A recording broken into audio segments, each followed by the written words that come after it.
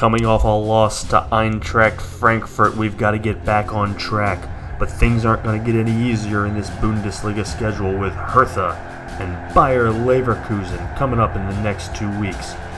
Both teams sit ahead of us in the table, and we've got to get some points out of these matches. We've got 2 games coming up in one video on episode 9 of Werder Bremen Retake the Bundesliga here at Total FIFA Career Mode.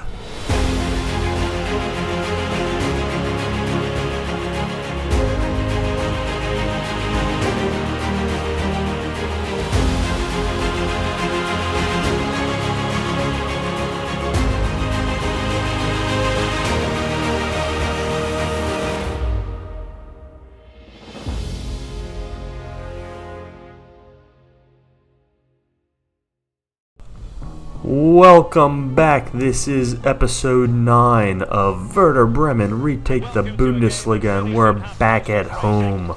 But we're taking on Hertha BSC, and this is not an easy match as they sit near the top of the Bundesliga table.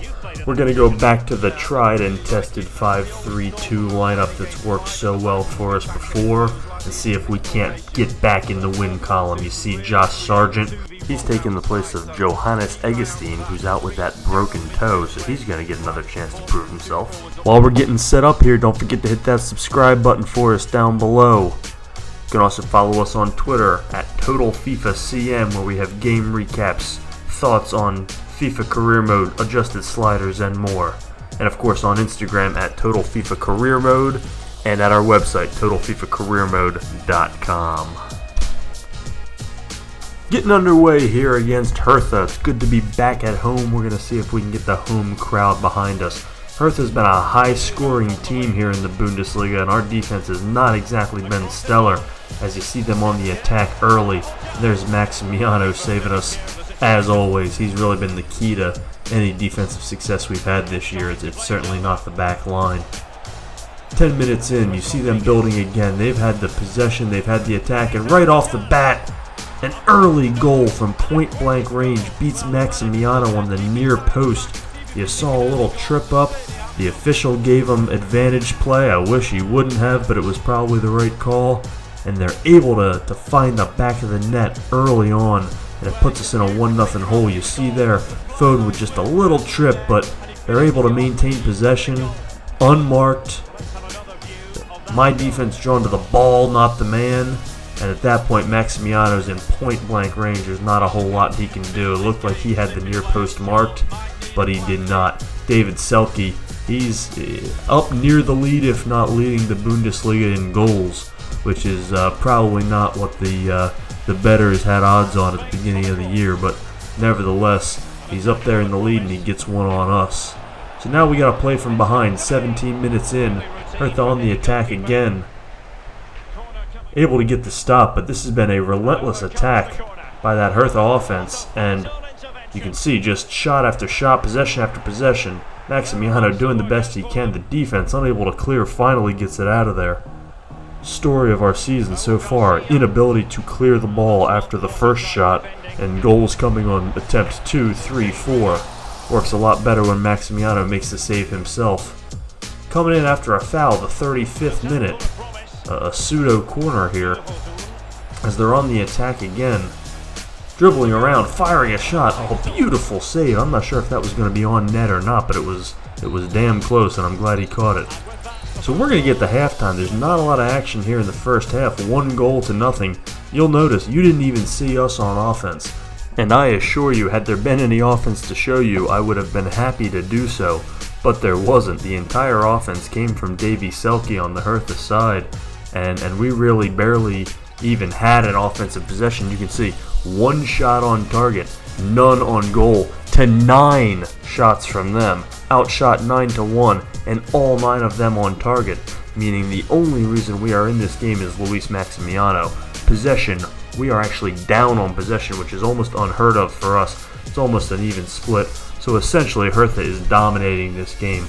we're at about 54-55% possession on the season. So for us to be under half the possession is just a killer, and then of course just no shots when we do. So we've really got to turn that around in the second half, see if we can't get some offense going. And here we go with the ball, Liberato Kaseki coming up the wing. What a great name. Looking for somebody over the middle, tries to cut it back and unable to do so, but hey, an offensive possession. And we get it back. Look at this. Back to Phil Foden. Kicks back to Eggestein. Tries to dribble around, looking to get something off here. And we got a foul. Into Foden. Going to try and maintain possession. Over to McKinney. Looking for a man. Looking for a cutter. Looking for somebody. Dribbling around. To McKinney. Back to Foden. Over to Eggestein. And we're just trying to get some kind of build-up here. And we're just not able to break their defense down here. And you can see they're in a 5-4-1. And they're really packing the box in here. And there's really just, they've parked the bus and there's really not a lot we can do here. So we're trying to build something, but we're not having a lot of success. And eventually we just lose the ball, and that was bound to happen. We can't get a decent shot off, so unless we're willing to fire from well outside the box, it's just not going to happen. We got to get something on the counterattack. 75th minute. We still haven't accumulated a whole lot of offense here, but time is winding down. We got to get something going again with the turnover. This half-field, half-pitch offense is non-existent today, and it's really not a good look for us on the offensive side of the ball as they come on the counterattack. And now we're trying to get some semblance of defense, but he's wide open, no way to look at, and the pass ahead. Maximiano, aggressive, coming out to steal that pass. Now we can get on the counterattack. Here we go. This is where we can shine. Up ahead to Kaseki. He's going to beat his man. He's got nobody between him and goal. And, he just gets caught from behind. He gets caught from behind and is unable to get a shot or a pass off. Alright, so 78th minute, we've got to make a change. Offense for defense. Gravenberch coming in for Vindal. And that gives us a little bit more offense to work with. He'll move into an attacking position, and Eggestein will slide back. And we're going to see if we can't build some offense. Foden to the middle to Gravenberch, fires, but immediately blocked and turned into a counterattack. And at least we got a shot off, but it gets nowhere near the goal, as has been the case here. 86th minute, things are really winding down. We're running out of time. Tries to center it to Foden. The defender gets there just in time to deflect the shot before it even takes hold. We're just unable to really even get anything going. Into stoppage time. Short stoppage time, 3 minutes. They're on the attack. Going to try and cross one over. McKinney sticks a foot out, able to stick it. And here we go, Max Eggestein. Going to try and get us a little counterattack here. Up to Trincao. Sees a man cutting. Up to Sangaré. He's got a head of steam. Up ahead to Trincao. And, he just meets the goalie at the same time, and he's unable to get a foot on it. Can't get a boot on the ball. The goalkeeper comes out aggressively. A beautiful play. And that may do it, folks. That may do it, and it does. In a short stoppage time, thanks to no action, and a quick, uneventful game, a real defensive battle. Hertha, a high-flying scoring team, and us, is just an offensive-based team at Werder Bremen, plays a 1-0 game, a bit unexpected given the two styles of these clubs. This could have been a shootout, but just a really poor offensive performance for the Werder Bremen green and white. Really unable to get anything going. If you want a silver lining, holding this team to one goal is actually a pretty big accomplishment, but you can see how one-sided this game was. We got the possession back in our favor a little bit in the second half to just barely break even, but 3 shots, 1 on target against their 15 and 11 is just, flatly it's pathetic, and that is not what we're known for. We're known for scoring goals and getting out in the open, and it just didn't happen. So we're in a little bit of trouble now. That puts us at 10th, and it actually jumps Hertha up to 3rd. And now we have Bayer Leverkusen coming in. They're in 6th, and they're coming in our next game, and that's really going to be quite a challenge for us. Another high-scoring team, and certainly a talented team, and things just don't get any easier.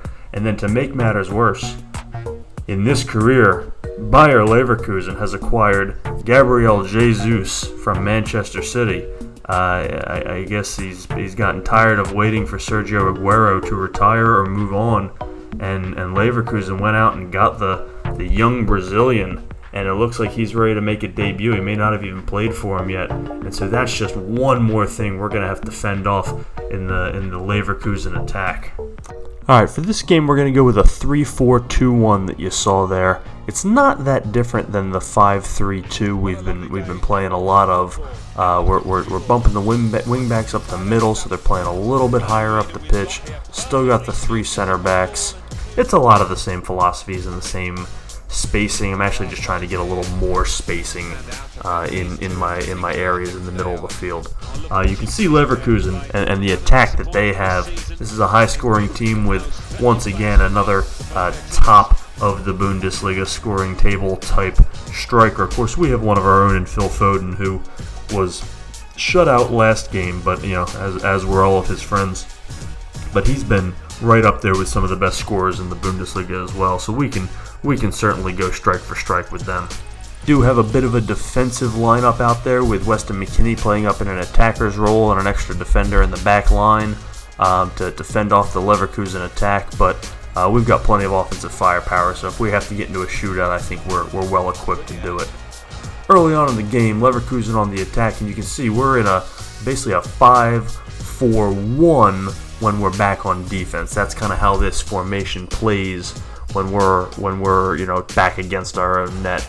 And so that's how we're going to line up, and then of course it kind of spreads out when we go on the attack. And that's what we're looking for. It's not that dissimilar than the formation we've had a lot of luck with.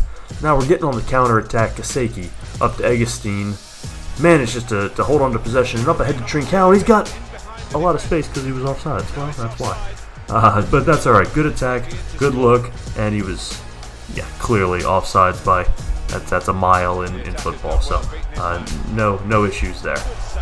8 minute in, decent save by Maximiano. We're going to try and build something out of the back here, take our time. I wouldn't mind shortening this game a little bit against Bayer Leverkusen. They've got a lot of offensive prowess. Of course, as I say that, we seem to have a little bit of momentum here, and Max Eggestein up ahead to Weston McKennie, and he's got a full head of steam and nobody in front of him, and he's got teammates, and there's Francisco Trincao in front of the net, wide open. Multiple Werder Bremen offensive players beyond the defense, and the goalkeeper stands no chance. And how were we able to make this happen? Let's take a look. The defender comes up on Max Eggestein. He's able to draw him and up ahead to McKennie, who now has a wide open space in front for the vacated defender. And now you've got McKennie, and he's got a man to beat. Now this is Moussa Diaby at 95 speed. Weston McKennie is only 74 speed, and he's got the ball. And this is a little bit concerning because I wonder if my speed sliders are correct. And if he's outrunning a guy like that with the ball, it feels like it might not be. But look here. That's not a full-on sprint. He's trying to mark him, and he is not a defensive player in any stretch. Diaby has 45 strength and is a 42 rated defensive player. Meanwhile, McKennie has 83 strength and 76 ball control. So I'd be worried if it was just a straight-up foot race. But McKennie actually fends off the defensive advances of Diaby there, and that's not Diaby's strength, so he should fend them off. And so he doesn't just beat him in a straight foot race, he beats him in a battle for possession and for a spot in front of the goal, and that actually is pretty realistic. So we are unexpectedly out to an early lead, and it's not really going to change how we play. We're really still going to try and be on the attack, but we know they can score, and here's a great example of how. And Maximiano comes out to block the attack and meet the striker in the top of the box, and we're able to clear it finally. Now we've got a counterattack. Again, coming back up, McKennie going to go up ahead to Kaseki, and we've got space again. Going to cut back, looking for a man in the middle, can't find him. Max Eggestein, back up to Sangare, to Phil Foden, up ahead to Trincao. We're looking for a decent look, a decent shot. There's Phil Foden, makes a cut, and he scores! Can you believe it? 2 goals in 15 minutes. against Leverkusen on the road. This has shades of our victory over Dortmund. Passing around, looking for an opportunity, finding Phil Foden, the key to the offense. He draws the defense out, makes one little deke, makes his cut, and finds his lane. A brilliant goal, giving him 7 on the season. And we are inexplicably up 2-0, and this is not how I saw this day going, but I am ecstatic. Up 2-0, 25 minutes in, and now we can play. I hate to play cautiously, but we gotta be smart here. This is a team that can score at will. And you can see what they're doing on defense here, basically in a 5-4-1, and we haven't had a ton of luck in the half-field offense, save for that last move by Phil Foden. And sure enough, you can see kind of the troubles it's giving us there as we try to cross-field pass for lack of a better option and we turn the ball over. So 33rd minute, we're expecting them to really formulate an attack here soon. They've had a couple of challenges thus far, but it's they haven't had as good a looks as we have, but there's a pretty good look right there. One of their better looks of the game. It's a tough angle, but it's from pretty close range, and Maximiano just able to get a foot on it. But they've had probably as many looks as we have, but we've had better looks. That's really been the key. And we've been able to create some open shots as we turn the ball over. They've got a point-blank shot. Oh, it's just wide. Just wide. We may have been a little bit fortunate there. A pretty good look, and it just sails wide. One of their better looks of the match.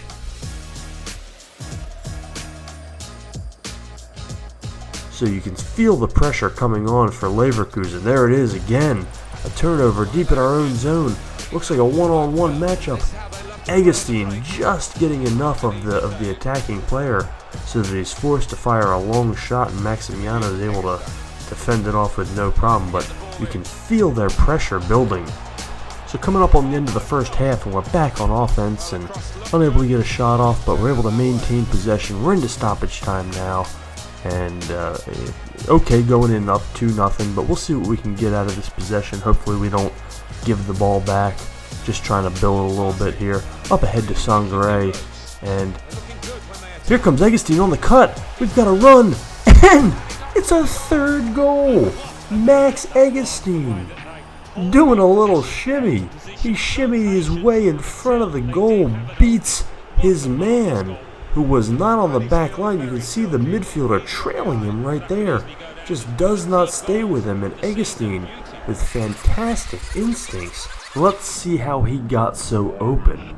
So the first move is actually made by Francisco Trincao. He makes a run, draws the defender out, which creates this giant open space for Augustin's run. That's why that space was so open. It was Trincao who opened it up for him. So Augustin gets the credit for the goal, as well he should, but it's really Trincao that opens it up for him.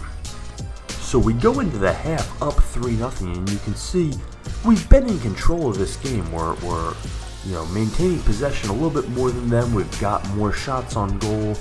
This is about as close as I've ever seen tackles. This is about as good a half as we can play, up 3-0.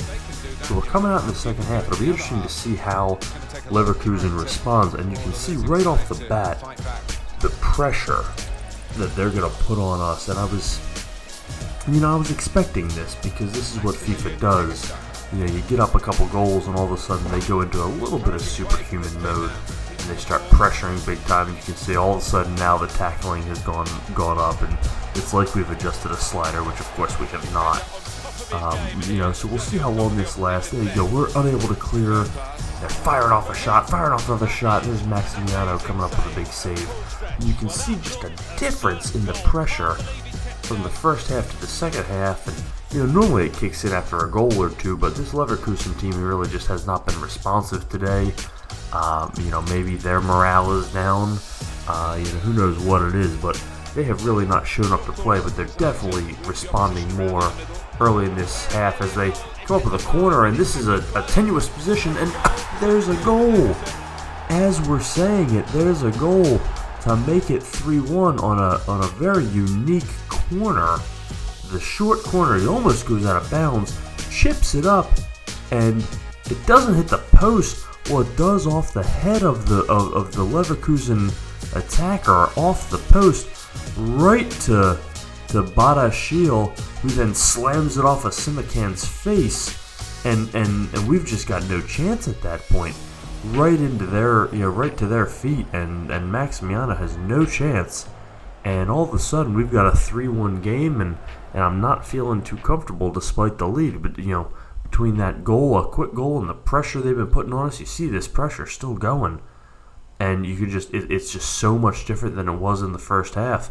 And you have to hope we can counter, because the one thing that attacks pressure is being able to draw it out like this, build out from the back, here we go, and able to counterattack on it. It does create more counterattack opportunities. And that seems to be, that's what we've got here. Eggestein makes a move, and now he's got one man to beat. And here we go, there's nobody in his way. And Max Eggestein finds the back of the net to make it 4-1. And Werder Bremen gets their response. The early second half goal from Leverkusen is responded to by Werder Bremen. You see just how high that defensive line was. So that once Eggestein beat his own defender, there was nobody on that back line to intercept him. The defensive midfielder that was covering Eggestein was really the last line of defense there. It's really just poor execution by the Leverkusen defense. Why they were so high, I'm not sure. We've got that slider adjusted a little bit, but only to about 45, I think. So it's really no excuse for them to not mark him, but it puts us at 4-1, and we're really in the driver's seat. We've killed any momentum that they have, and we're really just going to try and run the clock out now and only take advantage of opportunities that present themselves. So here we are, 78th minute, and another easy goal, and we're going to kind of speed you through these last few minutes here, because this is almost getting too easy, and this is a little bizarre against a really good team that we're having this much success, as Ibrahim Sangare scores his first goal of the year coming up, and you'll notice a consistency in how we're scoring these, which is midfielders cutting into the box and getting across. As you see Ryan Gravenberch come into the game here at the tail end, and he's barely been in the game, and here's Vindal looking for another cross, and there's Gravenberch just perched right in front, and nobody's marking him. I really can't explain what is going on with the Leverkusen defense, or lack thereof, I guess I should say, because it's been absolutely pathetic. 6-1 at this point, and it's making me, it's taking some of the joy out of it, because it's making me start to wonder if my sliders aren't screwed up. As we've done a lot of adjusting. If you've seen some of our other videos, and that's how it's going to end, 6-1. You've seen some of our other videos. We've adjusted the sliders a lot because of the patch that screwed up the ultimate difficulty and made it impossible to play. And, I've been a little afraid that I slid them too far and made them too easy.